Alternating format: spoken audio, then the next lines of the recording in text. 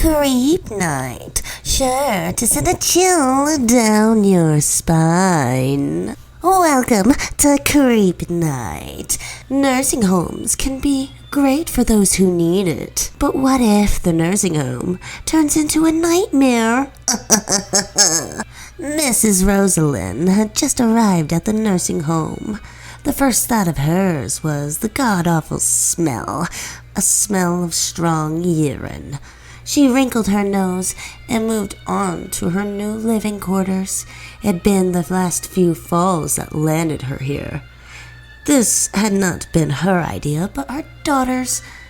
Christina, a 35-year-old who had made a career with her life and just had no time for her own mother. Of course, this had been Miss Rosaline's idea of why her daughter had dropped her off here, in this god-forsaken place, only to rot away with all the other unwanted parents. Mrs. Rosalind sat her stuff in the white armoire and looked around. Pure white walls, no wall decorations, just plain, boring walls. This had not been the life Mrs. Rosalind had seen for herself. She had been a big shot writer in her days, at least when writing meant something. This would not deter her from living an all-independent life. Footsteps from outside of her room thundered outside the hallway. A huge, heavy-set nurse opened the door. Her name was Jackie. She had long black hair that touched her shoulder blades and a bright red pair of glasses hanging from her chain. "All settled in, Mrs. Rosalind?" she asked in a soft but childish voice, almost as if Miss Rosalind were a young child waiting to be told it was bedtime. "Yes, thank you," Miss Rosalind politely but snottily said.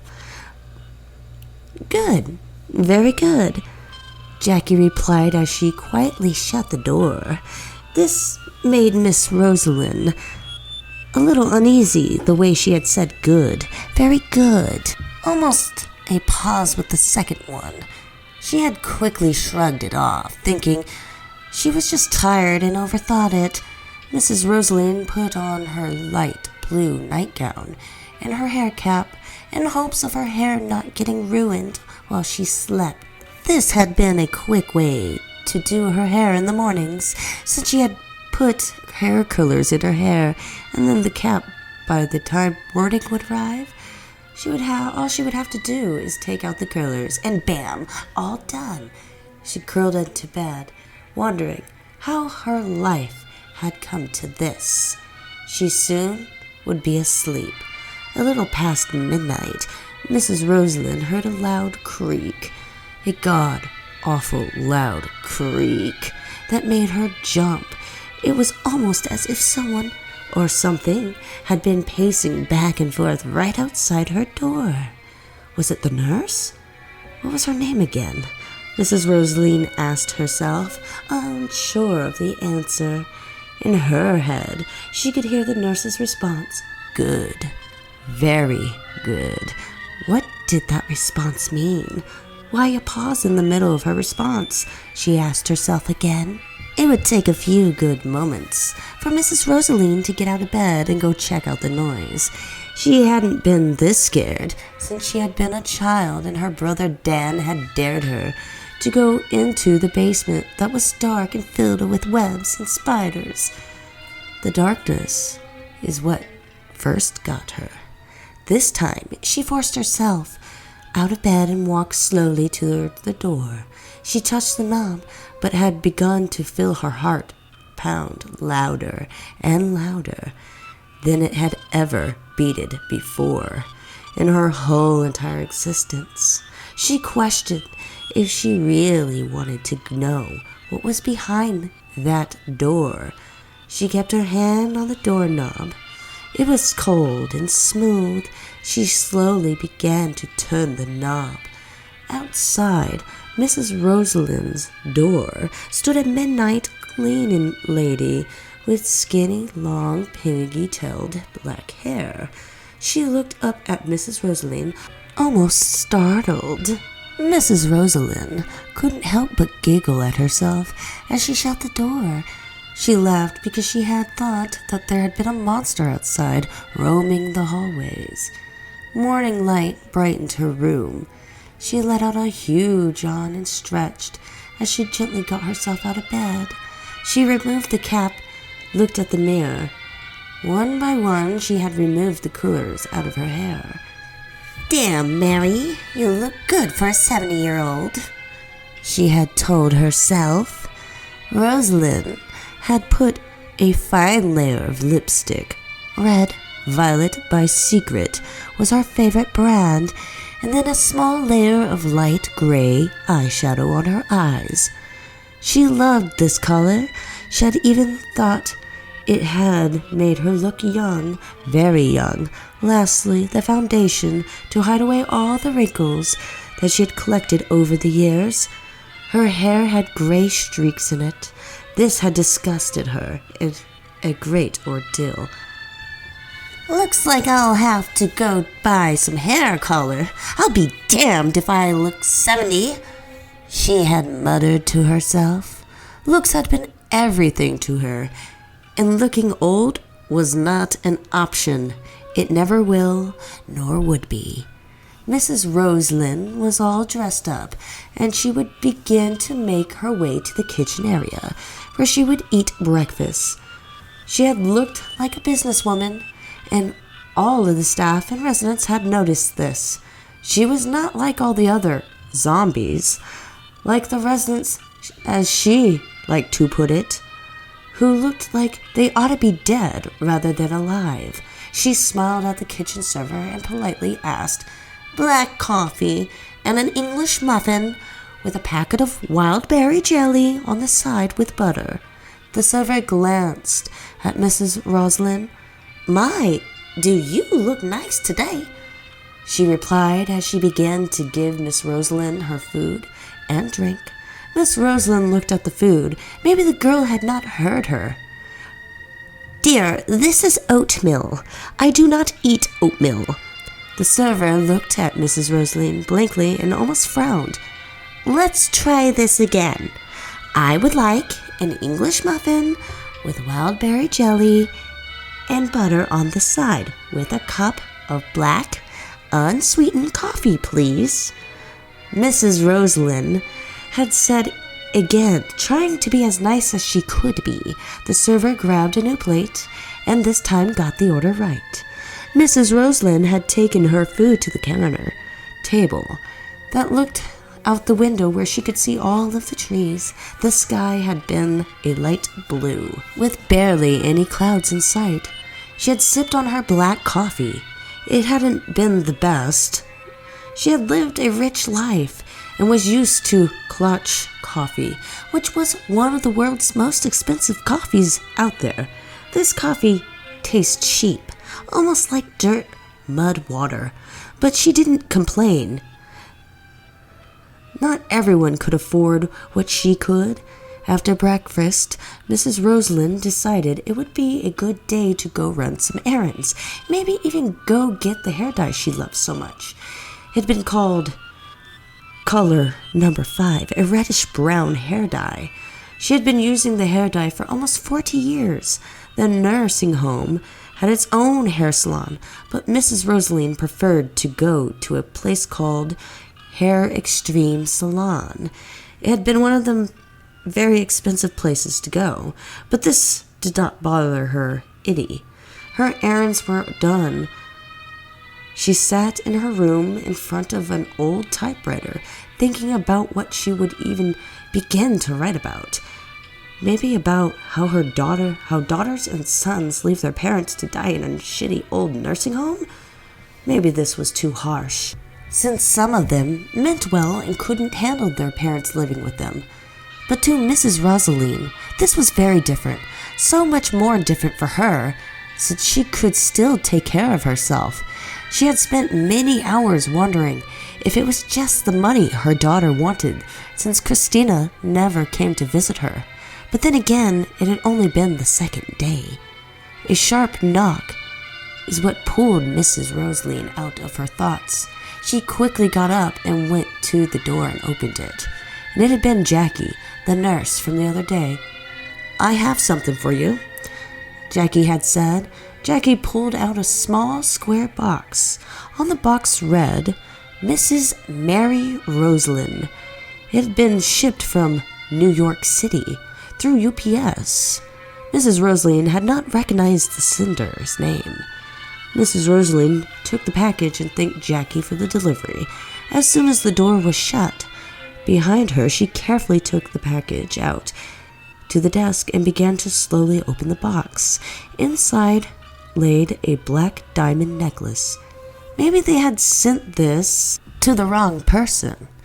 Mrs. Rosalyn had thought to herself. The box had said her name, though. She took the necklace out of the box and tried it on. It gleamed with beauty. The sunlight had made the diamond shine bright and sparkle. She wore it for maybe 5 minutes, but then quickly took it off. The atmosphere would soon change into a thick, smoggy fog. This seemed odd for mid-July weather. Usually it was hot.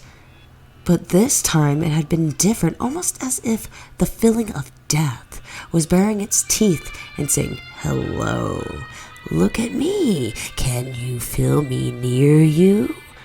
This idea had made Mrs. Rosalyn shiver. It had been noon that day when the first death had actually occurred. Mr. Fox, he was a 60-year-old war vet who had developed dementia after the tragic loss of his youngest son, suicide.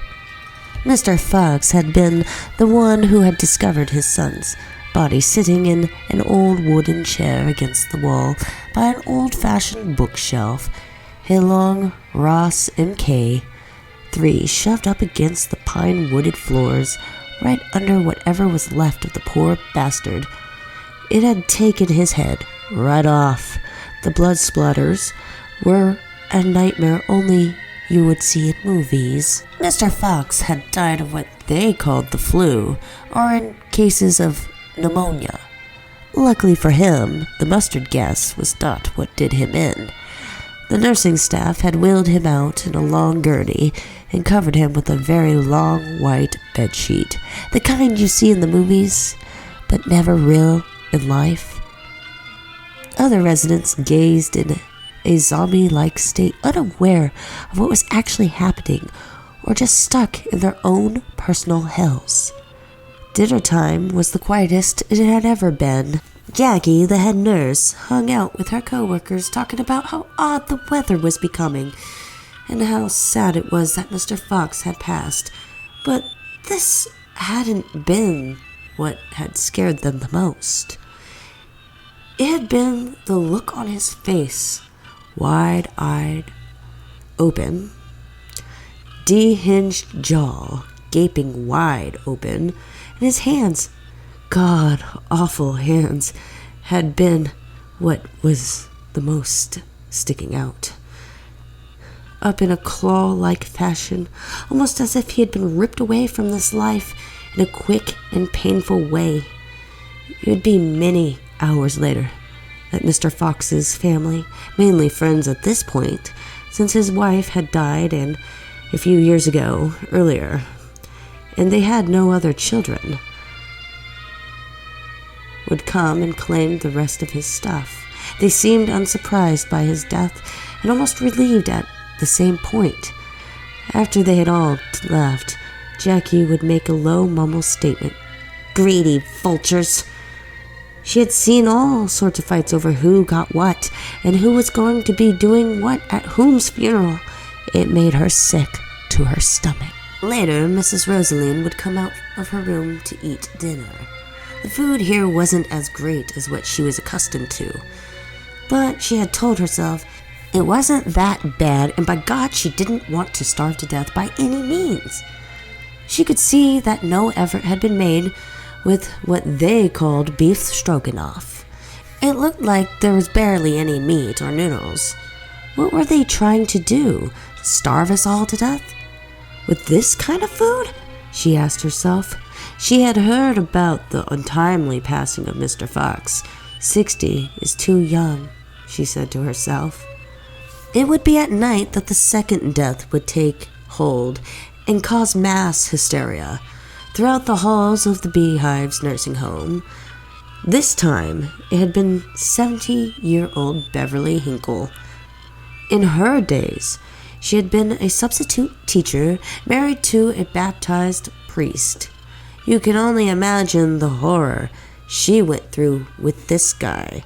The city folks called him an old-fashioned, bubble-thiping kind of man, a man who thought of himself as high and mighty, and he'd be damned if any woman would get one over him. But he did love Beverly in his own kind of way. She had been sent here after a tumor in her brain had gotten worse, and she began to start bleeding from the brain. It started out with a small triplets of blood from her nose, nothing to fret about. At least, that was what she had told her God-fearing husband. It would later leave her in a vegetable state, irreparably cutting her off from the world. She had died in the early night at 8 p.m. She looked as Mr. Fox did when he died. Jackie stormed down the halls, lighting her smoke and puffing like she'd been a fire-breathing dragon. I don't understand what in Sam Hill is going on here. This is the second death this month, and only in a day period. She would sternly say to the other nurse assistants. All they could do was shrug, and they had no idea what was causing it. It would be much later, after the fourth death, would they realize the terror that had entered their community. Mrs. Rosalind didn't want to stay here anymore. After the second death, she had phoned her daughter, Christina, out in New York. Something isn't right. Please come get me. Mary had said to her daughter, Mother, you know I cannot do that. I have a meeting out in Chicago around 6 a.m. Christina replied, almost unsympathetic, almost as if she could care less. Christina, 2 people have died just a day apart. Mary had tried to tell her daughter, but had been cut off. Mother, people die every day. And 2 people? That is not unusual, nor is it something that you should even be so terrified about. Now, had it been the whole nursing home, then that would be a different story, Christina had replied. Mary hung up the phone. After saying her goodbyes, had she created a daughter so uncaring that even her own mother was no different from the rest of the world? She asked herself. Had she given her daughter too much in life to be treated like a pile of shit, just waiting to be shoveled away? The third death had been an 80-year-old named Miss Jakes. She had never married nor had children of her own. She was a bitter old woman who enjoyed hackling at people. She had thought of herself as better than anyone. She had lost her mind. They called it a split personality disorder followed by bipolar, but I don't think that's correct. She had constantly talked to invisible people. She believed that the nursing home was posed by the devil himself. Her death was gruesome. She had sliced both wrists long ways and bled out. Maybe she had known what was to come. The staff had been shocked and terrored. How could she have done it? There was no sharp items given to any of the residents. It wouldn't be long until they discovered how she had done it. In her bathroom had been a broken mirror. A long, sharp piece of the mirror had been laying on the floor, right by the edge of the door. She had dropped it as she staggered to the wall. Blood splattered, like finger painting, were the words, "The sickness is coming." This had chilled the staff to their bones. Mrs. Rosalind had decided it would be best if she just stayed in her room. After she had eavesdropped on the conversation of the nurses outside of her door, and a few doors down she could hear their concerns and mass hysteria coming from them. What did she mean the sickness is coming? One of the nurses asked in fear. Maybe it's a virus making them die, another one shouted out loud. Jackie had shouted to try to calm her nurses down. Listen, Mr. Fox died of pneumonia, Beverly died of heart failure, and Mrs. Jakes killed herself. There is no sickness from a virus but terminally ill. Keep yourself together. We do not want to spook any of the other residents," Jackie said in a sharp tone, but this had not done her any good. But they had spooked a resident. They just hadn't been aware of it yet. In a lunchroom, which had been the fourth death, or maybe you should say deaths, a group of people that had been sitting down had indeed fallen over dead. Just dead. It had hit in waves, and more people were falling over dead than anyone could keep track of. Soon, the whole lunchroom would be nothing more than a mass grave. It had been what came after the deaths that would ring in the terror. The nurses had made their ways to the lunchroom, but in their shock, everyone, and I mean everyone, was stone cold dead, except Mrs. Rosalind and the staff. Jackie raced into her office trying to call someone, anyone, but the numbers had meshed in her head. She couldn't remember. Mrs. Rosalind would soon next exit the room to see what all the commotion had been about. Her eyes could not prepare her for what she was about to see. It had been like the people had taken a nap and just fell over asleep, but they were not asleep. They were dead. Mrs. Rosalind, also known as Mary, had clasped her hands over her mouth in pure terror. Rosalind had looked around, trying to figure out what the nurses had missed, but she was no detective. She looked at Mrs. Rogers laying on the ground, the poor old widowed lady. She was this very smart and sweet lady, always soft-spoken. Her son had come to see her many times. His name was Jim. He was a big-time movie director who lived in Manhattan, New York. Mrs. Rogers had been admitted after she had a stroke and had left her semi-paralyzed on her left side, but somehow she could still talk just fine. Mrs. Rosalind had then looked over at Mr. Green, who had been a nurse upstate in a place called Everspace. He had been placed in this nursing home after he began to show severe signs of schizophrenia. He had claimed that the devil was trying to get inside of him, or that he was in fact the devil. It had become too much for his family to handle, and they sent him away. But he too was lying on the ground, dead as a doornail. There had been too many bodies to even begin to count.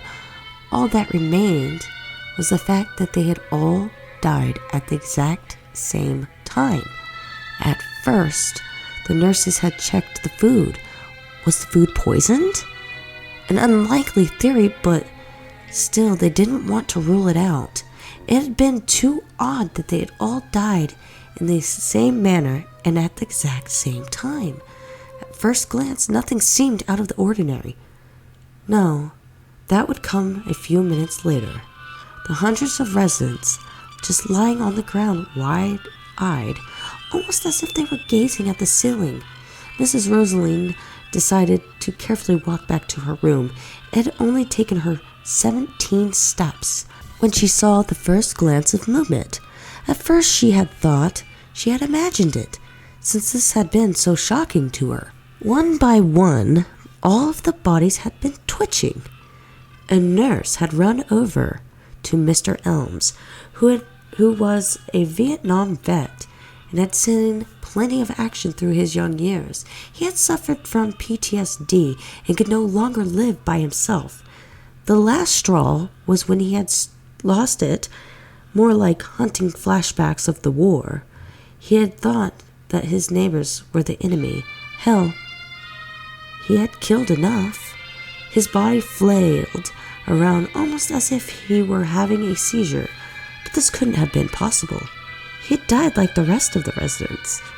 The nurse bent down to check his pulse. It had been a dead giveaway. He was indeed dead. She reached to close his eyes as soon as her hand had touched his forehead. His hand shot up and grabbed her hand. She let out a loud scream with all of her might as his teeth sank into her warm, soft, almost butter-like skin. The blood had run warm from her arm and onto the ground. Later, all of the dead residents would soon be reanimating themselves, and they too would join in on eating the nurse. Soon there would be a bloody mess and nothing left but guts laying and splatter all over the floor. A second nurse named June had come into the room. It hadn't taken her long to piece together what was going on. Of course, she didn't have much time to run, because as soon as she walked into the lunchroom, she let out a loud, booming scream enough to catch the attention of not only the dead residents, who somehow came back to life and started feasting on the living, but also Mrs. Rosalind. Mrs. Rosalind had cracked open the door to see what was going on. To her horror, she now knew. She shut the door quietly, as to not attract the hungry feasters, and locked it. She then went to her phone and dialed her daughter's phone number again, but she didn't answer. Mrs. Rosalind wondered if all the staff had been killed. Was she the only survivor in the building? How the hell would she even begin to escape this place? It's not like she was as young as she used to be. She couldn't call the front desk. She never did write down the number. And the window in her room was out of the question, since all the windows had thick layer bars in the residents' rooms to keep them from escaping during the night. Many dementia patients or even crazed residents could easily try to escape if that was the case. Jackie, the head nurse who had run into her main office, had heard the screams coming from the lunchroom and quickly got to her feet. She had rushed over to her purse and retrieved a 9mm automatic handgun that she carried around for protection, considering she was a single lady who got off of work really late at night. She had to take measures to protect herself. Of course, no one who she worked with knew she had a gun in her purse. She quietly began to walk down the long hallway to the lunchroom. She didn't have to get far to see what was happening. She didn't even bother opening the door. The window of the doors to the lunchroom allowed her to peek inside. She held her mouth and quickly turned around to run back to her office. Who would she call? She thought. Who would believe her? Maybe the police? Or would they just think she too had gone crazy? She managed the courage to finally grab the phone and dial. But it wouldn't be for long that she would hear slamming footsteps heading toward the halls, toward her office. This time, she quickly shut off the lights and locked the door. She managed to hide under her desk. She had forgotten about the phone in her hand. "Hello, this is 9. What is your emergency?" the operator on the phone had said. Jackie looked at her hand and tried to answer, but as she was about to, one of those things that were no longer a residence slammed its hands on the door. Blood spluttered from its palms onto the window. Jackie quickly answered in a quiet tone. "Help," is all she could mutter out. "What's your location?" the operators asked. The address had escaped her. She did not dare move, worrying that her movement would cause attention to the thing outside her door. She hung up the phone and hid under the desk, waiting for the thing to leave. But it did not leave, at least not right away. It had felt like hours since she hid under her desk. When she finally did emerge from under, she had gotten all stiff. She stretched her legs and then cautiously walked over to the window that peered out into the hallway. She could see the lights flickering on and off. Was it still out there? She wondered. She grabbed the handle and began to turn it until she could hear a click. Then she slightly opened the door and peered out of it. She hadn't seen anything or anyone out there. It looked like the coast was clear. Mrs. Rosalind edged her way down the hall. Her eyes darted back and forth as she got closer to the end of the hallway. She quietly and carefully peered around the corner. Her heart began to thump loudly. She had seen a nurse stumbling around in a dazed-like phase, and her arms slumped over on the right side, and blood dripping from her hand. Everything had seemed so normal, days, even weeks, before all of this madness started happening. At least they had until the necklace had arrived. It had been then that it hit Mrs. Rosaline. Maybe the necklace had been the cause of all this, and now that she could think about it, the necklace looked familiar to her, but where had she seen it? She began to think long and hard, and that's when she knew. It had been the cursed diamond of Daphlia, purple sapphire diamond. Rosaline raced back to her bedroom and began to search her room for the diamond, but she could not find it anywhere. She raced out the door of her room, slowly now, making her way to the head office, trying not to be seen or heard by those things out there. She quickly reached the end of the hallway again, peered over like she had done the last time, and when she saw no one, she quickly raced to the head office and raced inside. Huddled in the corner of the office was Nurse Jackie, and she was holding the diamond. "You took it?" Miss Rosaline said angrily. Jackie looked up quickly. It's not what you think," she replied. "Not what I think?" Mrs. Rosaline asked sharply. "I was going to give it back, but when I realized what it was, I couldn't," Jackie replied in an almost obsessed tone. "That stone is the reason this is all happening. We need to throw that thing in the ocean," Mrs. Rosaline demanded. Jackie stood up and wiped her tears out of her eyes and agreed. "We have to get out of here," Mrs. Rosaline had said as she began to open the window and pop out the screen. Jackie reluctantly followed Mrs. Rosaline out the window. "If we can make it to the ocean with a 58-minute drive, do you have your car keys?" Mrs. Rosaline asked. "Yes," replied Jackie. As they quickly went to Jackie's car, they hopped inside and began the drive. 58 minutes later, Jackie and Rosaline got out of the car and threw the necklace into the ocean. "That should take care of that," Mrs. Rosaline said in a sigh of relief. Her relief would be short-lived, as Miss Rosaline and Jackie could hear a wave of god-awful moans hitting the airs. Mrs. Rosaline turned around and let out a scream of terror. "No, no, we threw it in the ocean. This can't be," Mrs. Rosaline screamed. The horde of the dead rushed them. The world went dark, and the necklace walked back onto the shore, waiting for its next unexpected victim. Thank you for listening to Creep Night. Looks like gift can turn deadly if you don't know the history behind it.